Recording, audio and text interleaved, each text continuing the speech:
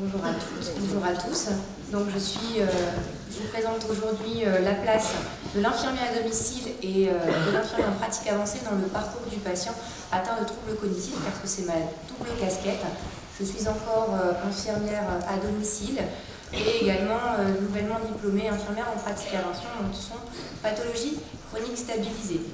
Je vais vous raconter une petite histoire, c'est l'histoire d'Yvette, qui est ma patiente, dont je m'occupe déjà depuis maintenant 5 ans, depuis que je suis infirmière libérale.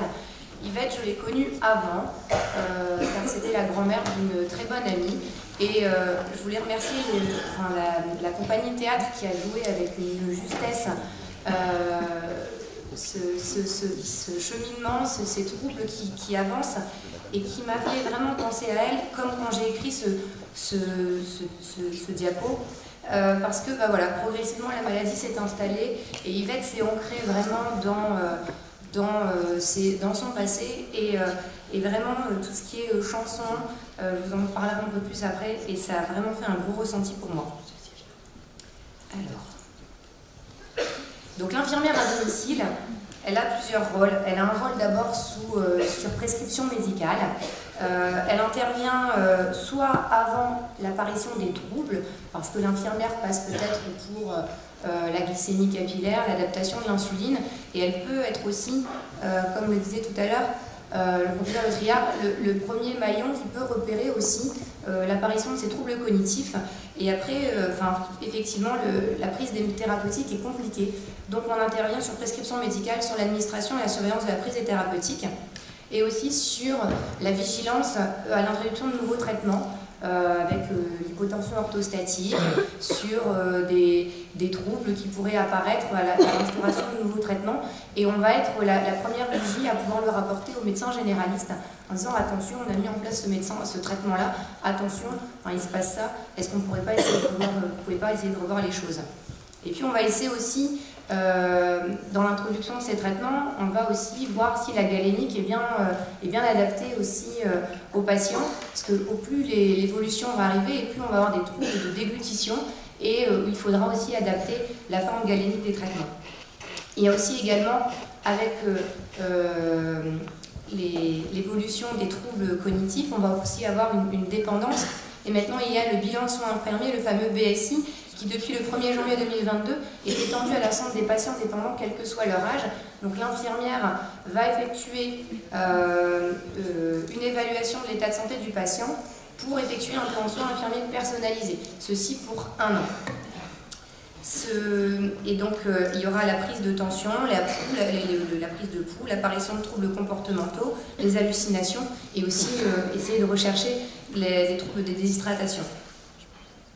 L'infirmier a un rôle propre, et son rôle propre, ça va être aussi, chez ces patients atteints de troubles cognitifs, c'est de prévenir les épines irritatives pour éviter derrière des troubles comportementaux. Donc avec une surveillance poids, de l'état également bucco-dentaire, de l'audition, voir si elle a besoin d'un appareillage, si l'appareillage est encore adapté, s'il n'est pas cassé également, de revoir aussi avec la famille et de pouvoir faire un relais, et ainsi que pour la vue. Et en lien avec les auxiliaires de vie, on va mettre en place un suivi alimentaire, un suivi d'hydratation et aussi de l'élimination. Parce qu'on sait très bien que la constipation chez un patient atteint de troubles cognitifs peut engendrer derrière des épisodes de confusion aiguë. Donc ça va vraiment être du rôle de l'infirmier de mettre tout ça en place. On va explorer le risque de chute, voir si le domicile est bien adapté, si le patient est bien chaussé, s'il n'y a pas des tapis, si les meubles sont bien agencés pour qu'ils puissent avoir, si on peut bien se déplacer au niveau de la pièce. Et ça va être nous aussi qui vont pouvoir faire le relais au niveau du médecin généraliste. On va repérer aussi l'altération de la qualité de vie, surtout sur la qualité de vie qui va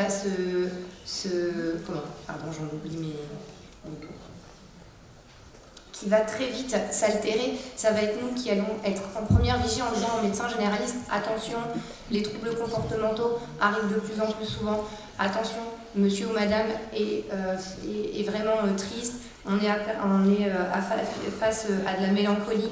Donc il faut vraiment il faut vraiment être vigilante sur tout ça et pouvoir être très rapidement lanceur d'alerte au niveau du médecin. Et on va être aussi là pour repérer aussi l'épuisement des aidants, parce qu'on les voit tous les jours chez les patients. On les voit peiner, avoir du mal à communiquer avec leurs proches qui souffrent, et des fois ils sont dans l'incompréhension et c'est très difficile pour eux. Donc là on va être aussi là pour les aider à communiquer, pour essayer de désamorcer des situations complexes quand ils n'arrivent pas à comprendre ce qu'il se passe. Et c'est vrai que c'est important pour nous, infirmiers, de connaître le passé de nos patients, pour connaître le parcours de vie, pour pouvoir désamorcer des situations comme dans des refus de soins. On peut se retrouver face à un mur, et le fait de connaître son parcours de vie, ça permet de pouvoir essayer d'appuyer sur certains leviers, comme par exemple Yvette, qui des fois le matin est complètement prostrée dans son lit, ne veut pas, n'a pas envie. Alors on essaye de respecter, mais on essaye aussi un petit peu de désamorcer. Et Yvette, le moyen de désamorcer, c'est la chanson. Donc on a appris quelques chansons qu'elle adore, et puis le matin on arrive tout doucement, et puis on la réveille, et puis on chante avec elle, et puis elle se met à chanter, et tout d'un coup elle s'ouvre, et elle repart un peu en arrière, et puis elle se dit hop, je suis dans mon milieu de confiance, et là on peut avancer. Là on peut commencer à avancer avec elle, et on désamorce les choses. Donc ça c'est vachement important pour nous, infirmières, de prendre le temps de connaître aussi le parcours de vie de nos patients. Et tout ça, ça va nous permettre en fait aussi d'éviter le passage aux urgences et ou l'hospitalisation pour favoriser le maintien en domicile. Alors ma double casquette, c'est ça, c'est infirmière en pratique avancée. C'est une nouvelle profession intermédiaire issue de Ma Santé 2022. Il y a 5 domaines d'application: l'onco-hémato, la pathologie chronique stabilisée, la santé mentale, la néphrologie, et la dernière mention qui vient de sortir, c'est urgence. Il y a un décret par domaine encadrant la pratique. L'infirmier en pratique avancée a une compétence donc en suivi de maladies chroniques. Le rôle est bien différent de l'infirmier à domicile. L'infirmier à domicile exerce son rôle propre et dispense des actes sur prescription médicale. Et l'infirmier en pratique avancée n'est pas un concurrent, mais vraiment un partenaire dans le parcours de soins de l'infirmier à domicile. Et nous sommes également formés à la recherche pour développer les sciences infirmières.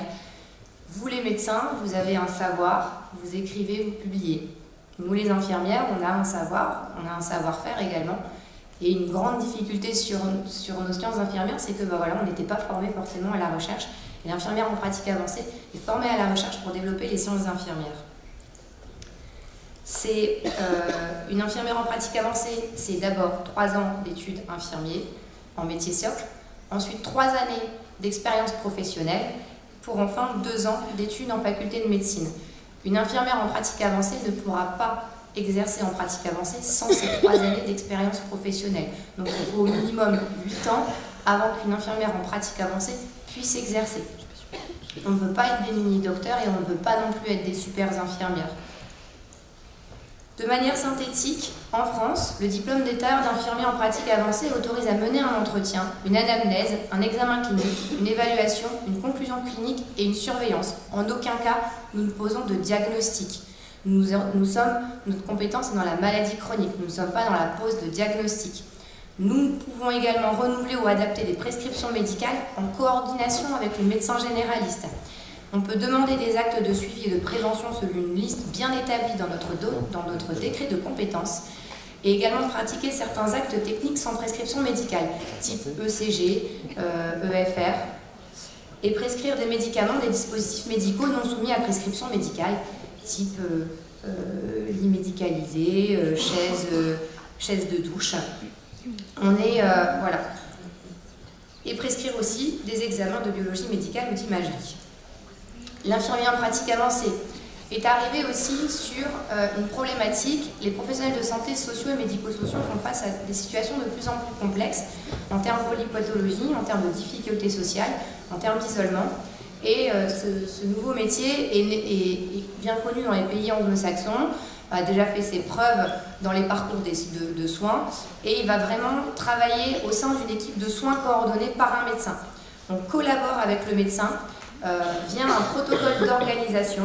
Ce protocole va définir le nombre de suivis par l'infirmière en pratique avancée tout au long de l'année, combien il y aura de suivis si par exemple le médecin voit le patient tous les 3 mois, l'infirmière en pratique avancée, s'il y a un besoin d'un suivi plus régulier, peut s'intercaler entre ces visites de 3 mois. Si la maladie est bien stabilisée, est-ce que l'infirmière en pratique avancée peut voir le patient au bout de 3 mois, le médecin traitant au bout de 6 mois, l'infirmière en pratique avancée au bout de 9 mois et le médecin au bout d'1 an. Nous sommes un métier également qui va être là pour faire patienter à la réponse médicale. Le patient est stable, il peut être suivi par une infirmière en pratique avancée dans le cadre de sa maladie chronique. On va intervenir, on va venir évaluer le patient et on va pouvoir évaluer s'il faut une réponse médicale urgente dans le cadre d'une décompensation ou si le médecin peut retarder son suivi. Tout ça en collaboration et on va utiliser des outils comme le partage d'informations via un logiciel commun ou la messagerie sécurisée. On n'exerce pas en délégation de compétences. Nous sommes responsables de nos actes et de nos prescriptions. Nous sommes vraiment dans le cadre d'un protocole d'organisation et non pas dans un cadre de délégation de compétences. Et on peut aussi avoir un rôle de coordination des acteurs de l'accompagnement pour assurer un parcours des personnes sans rupture. Le médecin généraliste restera toujours la clé de voûte dans le parcours patient. Sans la clé de voûte, il n'y a pas de parcours. Mais sans tous les autres piliers en dessous de la clé de voûte, il n'y a pas de clé de voûte non plus. Donc le but, c'est vraiment de travailler ensemble et de s'appuyer les uns sur les autres. Le temps de coordination est un temps qui est très long. Sur un territoire, il existe plein de dispositifs qui se mettent en place. Les consultations sont très longues. Votre temps médical est précieux au vu de la de la baisse de la démographie médicale. Donc nous, on peut essayer, avec nos connaissances du territoire, de coordonner les acteurs des soins de support que nous connaissons. Et nous pouvons également, dans le cadre de troubles cognitifs, on va vraiment être complémentaire et intégré à l'équipe de soins primaires. On peut être la première approche vers la gériatrie. Nous sommes en capacité de produire une évaluation gériatrique standardisée en utilisant tous les outils, toutes les échelles permettant d'effectuer cette évaluation gériatrique. Parce que vous n'êtes pas sans savoir que notre première consultation est rémunérée à hauteur de 60 €. Ça paraît énorme au niveau, à côté de votre C à 25 €, mais c'est une consultation qui va être au minimum d'1 heure. Sur une évaluation gériatrique standardisée, ça peut monter jusqu'à 1h30, voire 2 heures, qu'on va découper en plusieurs temps, parce que ça va être très long, trop long pour un patient atteint de troubles cognitifs. Et on pourra la coter qu'une seule fois cette consultation et dans tout le parcours du patient. Ensuite, dans les consultations de suivi, c'est pareil. Effectivement, la consultation est à 34 €, mais on ne pourra la coter qu'une seule fois par trimestre, alors que l'on pourra intervenir plus de fois dans le trimestre si il le faut. Nous sommes également un relais ville-hôpital par exemple avec les équipes mobiles de gériatrie. Moi, je travaille directement avec eux. On a même un numéro entre guillemets d'urgence pour les évaluations en hôpital de jour avec les gériatres de notre hôpital, permettant de pouvoir faire des circuits courts à l'issue de l'évaluation gériatrique. Nous allons être partenaires dans l'établissement du projet personnalisé de soins avec l'équipe pluridisciplinaire, médicale, paramédicale, médico-sociale et sociale. Et nous pouvons être là également pour coordonner la conciliation des traitements médicamenteux en ville. C'est quelque chose qui se fait peu en soins ambulatoires parce que c'est très chronophage, même si les pharmaciens sont rémunérés pour le faire, c'est très complexe pour eux. Donc nous, on peut être là aussi pour favoriser cette conciliation médicamenteuse entre les médecins généralistes, les pharmaciens et l'hôpital en cas d'hospitalisation. On va, lors de notre suivi, appliquer les recommandations HAS qui ont été présentées auparavant. On va être là aussi pour diffuser la culture gériatrique auprès de nos collègues. La difficulté aussi, quand on prend en charge, quand on est infirmière libérale, on peut être infirmière libérale au bout de 18 mois d'exercice et avoir fait des services type chirurgie, cardiologie. Alors, on voit des patients à un âge avancé, mais on n'a pas forcément tout le temps la culture gériatrique. Les auxiliaires de vie, c'est pareil, même si elles sont là pour s'occuper de patients dépendants. Les troubles cognitifs sont vraiment au cœur de cette culture gériatrique et c'est à nous aussi, professionnels, infirmières en pratique avancée, on a ce rôle-là aussi de diffuser cette culture gériatrique, cette spécificité et de savoir expliquer qu'est-ce qu'une épine irritative, quels sont les éléments sur lesquels on doit faire attention, si la patiente est agressive, si la patiente a un changement de comportement. Enfin, c'est de dire attention. Attention, c'est pas parce que la dame elle a envie de vous envoyer bouler, c'est pas parce qu'elle a envie d'être agressive. Non, il y a sûrement quelque chose en dessous et il faut venir chercher ce quelque chose en dessous. Alors, on peut être également une personne ressource parce que nous connaissons notre territoire, nous sommes implantés sur notre territoire, nous sommes partenaires avec toutes les équipes, les structures de soutien de proximité, les plateformes de répit, et pour pouvoir envoyer les aidants, les professionnels de santé au bon endroit. On peut être également en charge de la coordination de l'expertise avec les équipes des AD, donc les équipes spécialisées d'Alzheimer qui interviennent chez les patients avec un MMS supérieur à 18. Maintenant, les nouveaux dispositifs qui sont les DAC, qui ont intégré les MAIA, les clics et les réseaux de santé, les équipes mobiles gériatriques, l'hôpital de jour, les urgences gériatriques, les SIAD, les SAD, les structures de répit, accueil de jour, hébergement temporaire, UCC, les établissements d'hébergement. Parce que l'infirmière en pratique avancée va pouvoir, si elle effectue son suivi à domicile, elle va, tout comme le médecin généraliste, pouvoir suivre le patient au sein de son EHPAD et ça évite aussi, au moment de son entrée en EHPAD, de se voir avec la iatrogénité de tout ce personnel soignant qui change et ces têtes changeantes, elle aura encore un repère lors de son intégration en établissement d'hébergement. Mon rôle au sein de ma CPTS, qui est la CPTS Grand Douai, ça va être l'accès aux soins. On est sur un territoire, un bassin de vie sur 31 communes, 130 000 patients, 10 100 médecins généralistes, dont 800 de plus de 70 ans.